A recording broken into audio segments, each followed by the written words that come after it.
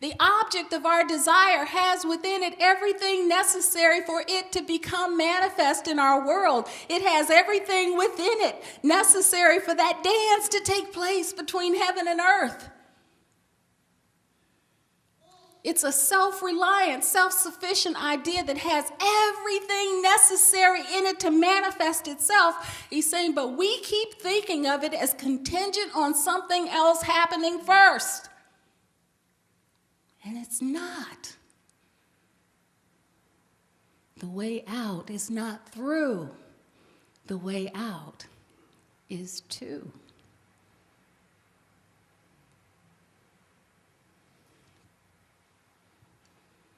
Wow.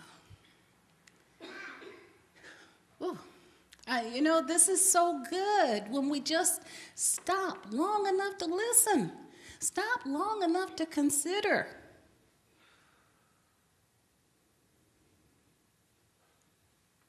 So see, it is already done. Jesus told us that, didn't he? He said, when you pray, believe that ye have received, and ye shall receive it.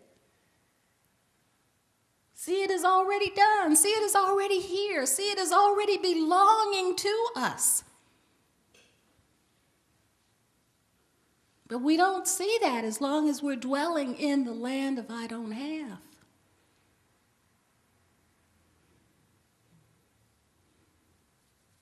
And then there's another land that we sometimes dwell in.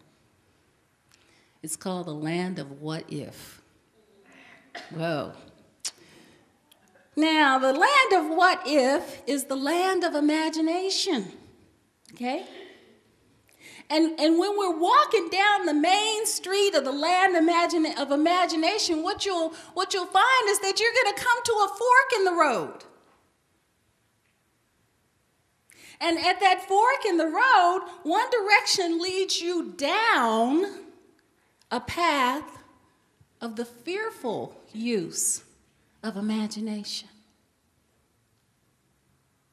And at that fork in the road, another path will lead you up a path of pure imagination.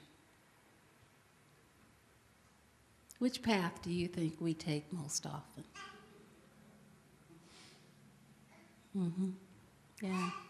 Many of us, unfortunately, take that path down that road of fearful imagination where we scare ourselves. When we're standing looking at our desire and it's good enough to be true, and then we say, but what if?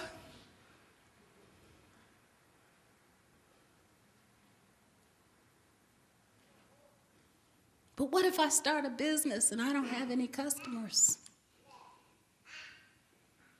But what if I do this talk and nobody shows up?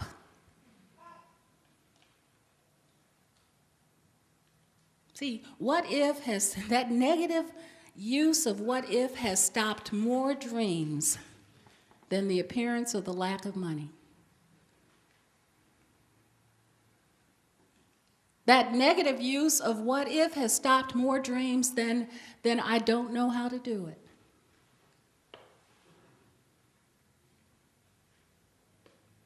So we really and truly have to begin to recognize, where am I living?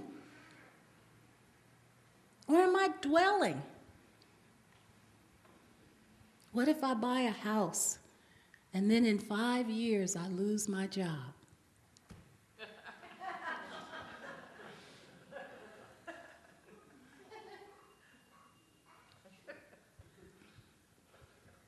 See, it keeps that land of fearful imagination, keeps us stuck, and it keeps us kind of peeking over the ledge instead of just stepping out and living in the leap.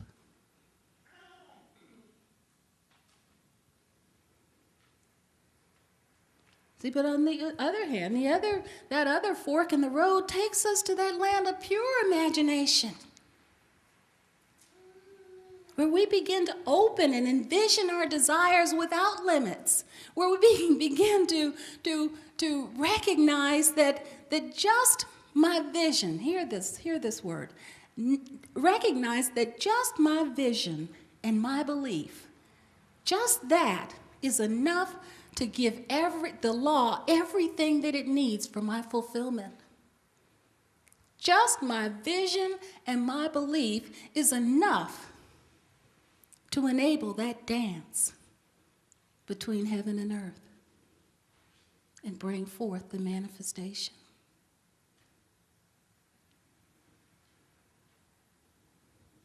Dr. Ernest Holmes said there is an irresistible, universal, and divine urge within us to be happy, to be whole, and to express the fullness of life.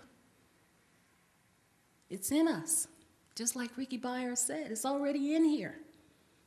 The latent divinity within us stirs our imagination, and because of its insistent demand, impels and compels our growth.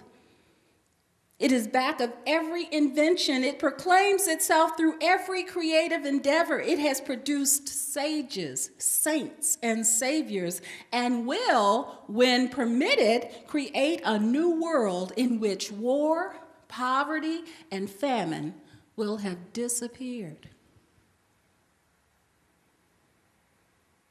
Now, I don't know about you, but that sounds like a pretty cool place to live. And the ability to produce that is within every single one of us.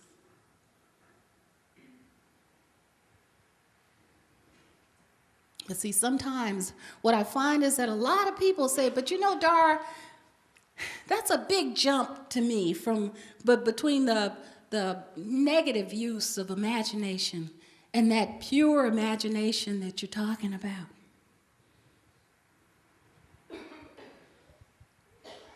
Sometimes that's just really hard to even consider. And so I say to them, well, hey, you know what? Why don't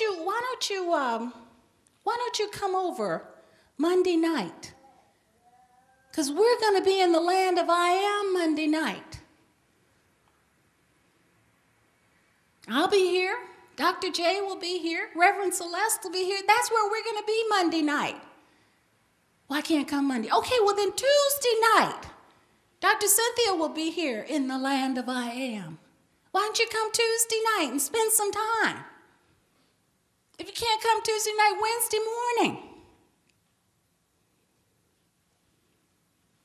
I say, yeah, but you know, Dara, I'm too depressed. I think I'll just stay home. I haven't been feeling well, Dar. You know that. You know I haven't been feeling well. I think I'll just stay home. I'm too busy.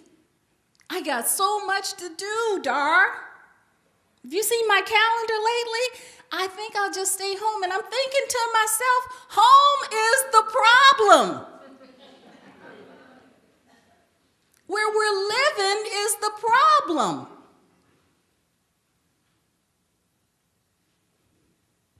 See, that's the place, that place that we're dwelling is the problem that we're having. I want us to leave home. Yes, leave it. Yes, I want you to come to a place. See, that's the energy I'm talking about. I want you to come to a place where the life that you've convinced yourself that you are having simply cannot exist. That lie just cannot stand. Ricky Byers says in the land of I Am, she says, but lies can be seen through in the land. She says, so basically what she's telling us, she's saying that diagnosis can't stand in the land. She's saying that lack and limitation cannot stand in the land. See, she's saying that depression cannot stand in the land. That sorrow, that pain can't stand in the land because there's nothing for it to stand on. And you're too busy.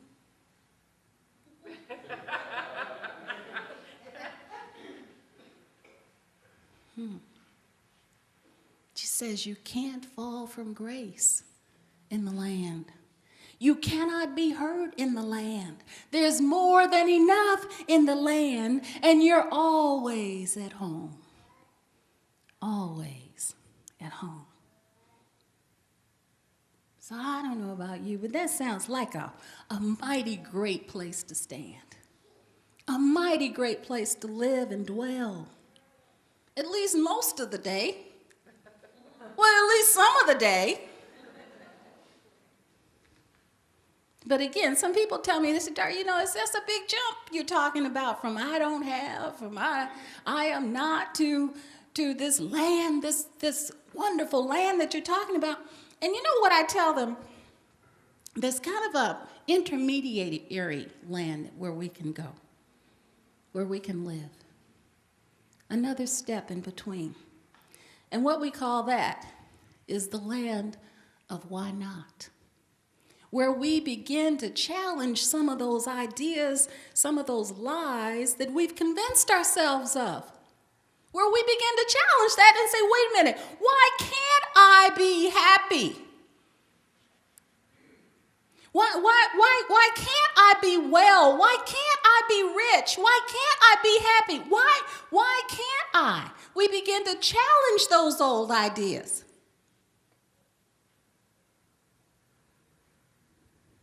Royal Caribbean Cruise Lines calls themselves the nation of why not.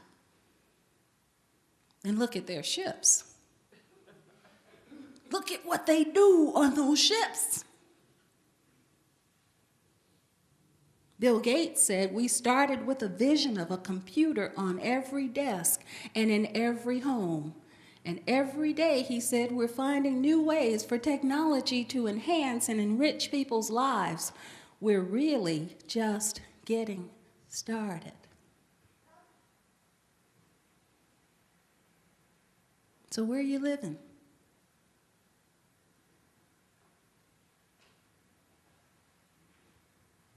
And based on what Ricky Byers and Thomas Trord are telling us, where would you like to live? Then let that be your way. Thank you for being here this morning, and so it is. Thank you.